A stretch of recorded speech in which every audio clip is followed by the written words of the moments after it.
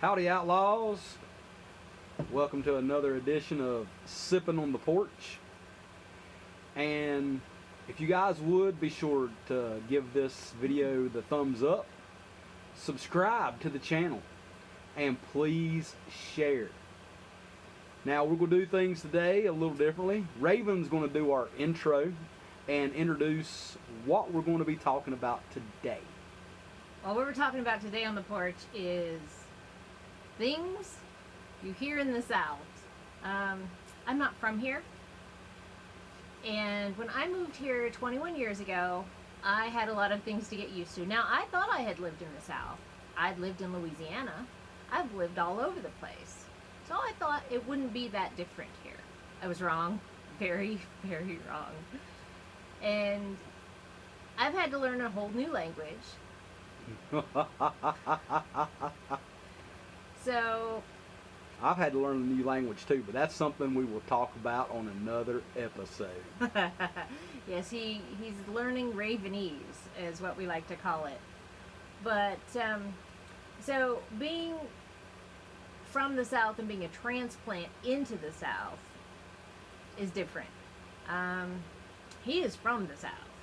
Well, at least, what is this? This isn't the deep South. This isn't the deep South or the old South. This is just the South. And really, we're in Appalachia. So is that still South? Well, you know, Appalachia can be in the South. Appalachia can be from anywhere in the Appalachian Mountains. Okay, so maybe it's an Appalachian sub-dialect or something that I had to learn. See, I had lived in Louisiana. I've lived in Hawaii. I've lived in California and Washington and Florida. I've lived all over the place. And there are things that I couldn't understand when I moved here. And I'm sure that he had to get really used to some stuff when we started hanging out together. So how has it changed your life? What have you noticed since we've been together? Well, I've noticed there's a lot of stuff I have to explain. I'm not a stupid person. I just didn't know because I wasn't raised here. So for an example, so we hadn't been together very long. And I've taken Raven to Hartford, Tennessee for the first time there hanging out with me. So we're on this little Forest Service road that runs along the side of the Pigeon River. And when I say a little Forest Service road that runs along the side of the Pigeon River, they call it River Road or Hartford Road. And it's like this, beside the river. Well, we had my riverboard strapped to the top of the car. They don't know what that is. Well, I'm getting ready to explain what that Okay. is. So a riverboard is like an oversized ocean boogie board. You wear flippers and you swim whitewater on. Yes, I do that. So we've got that strapped to the top of the car.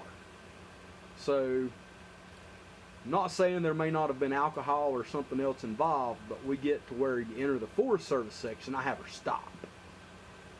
And I'm going to climb on top of the car and hang on to my riverboard and come riding into the little rafting community on top of the car on my riverboard.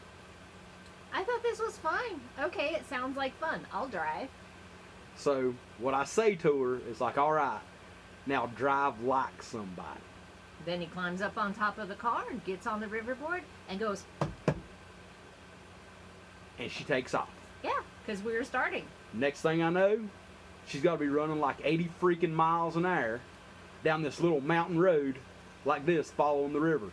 Well, he was up there banging on the roof. So I was like, oh. Yelling, whoa, whoa, whoa. And what does she I think? have the music up. I can't hear him. Why would I be hearing him? So she thinks I'm just having a good freaking time up there at 80 miles an hour, screaming down a little mountain road beside of a river with a cliff going straight up on one side and dropping off the other side down into the river. Needless to say, I'm shitting my pants. We'll get into that at another point in time too. So we come into town and I'm ill. That's another one of me saying that you didn't know. Yeah, I didn't know ill. So I thought he meant he was sick. I'm ill because I had said drive like somebody. So I'm mad. She starts crying. He's leaning in the window screaming at me. well, maybe you weren't screaming. Your voice was raised, and I'm particularly sensitive to raised voices. And And he's upset. He's visibly upset. Why were you driving like that? I told you to drive like somebody. she goes, but I know you like racing, and I was driving like a race car driver. And then I couldn't be freaking mad anymore. She didn't understand the term drive like somebody.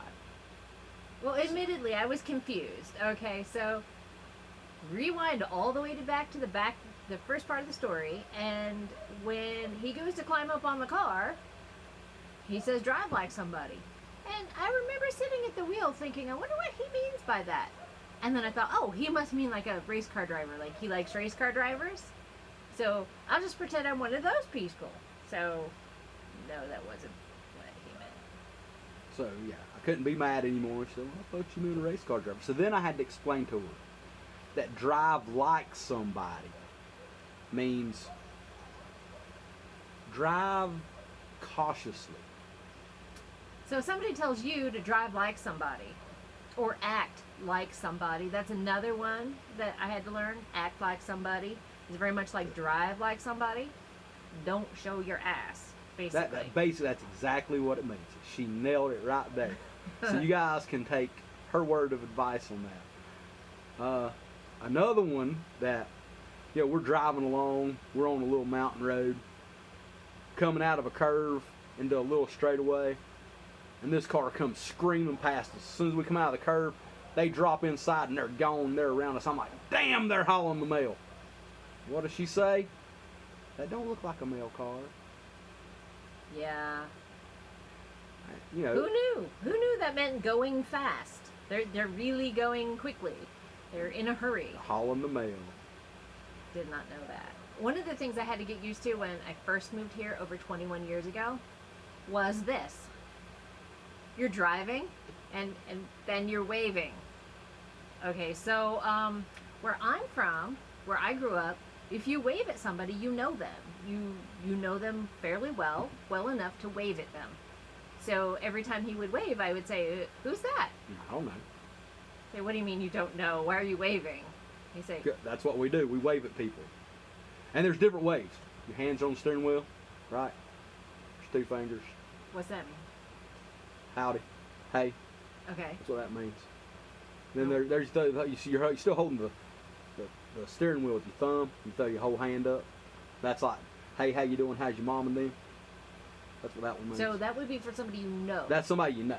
So this is like somebody you don't know. Throwing 2 fingers up, that's just saying hey to anybody. Okay. If you throw the whole hand up, you know. Okay. And that's like, hey, how you doing? How's your mom and them? That's what that means. What else? Anything else? I mean, I should know this, right? I drive here. And it to this day. Yeah, people probably think I'm a dork. People I know, I'm like, hey!